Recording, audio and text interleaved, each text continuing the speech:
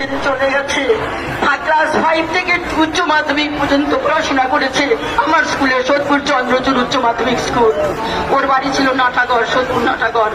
আজকে যেদিন শুনেছি, শোনার পর আমি সারা রাত ঘুমাতে পারিনি।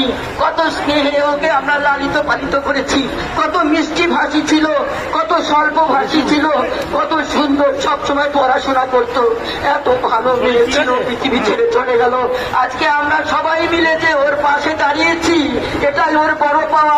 ওপর থেকে দেখতে পাচ্ছে যে আকাশের নিচে কত জনতা, কত জনতা ওর জন্য হাউ হাউ করছে। তোমাকে আমরা বাঁচাতে পারিনি, তিলোত্তমা, তোমাকে আমরা বাঁচাতে পারিনি। আজকে তোমার মা বাবা এখানে আসবে, কত যন্ত্রণা, কত কষ্ট মায়ের। আমরা তো ওর শিক্ষিকা, আমরা পারছি না থাকতে।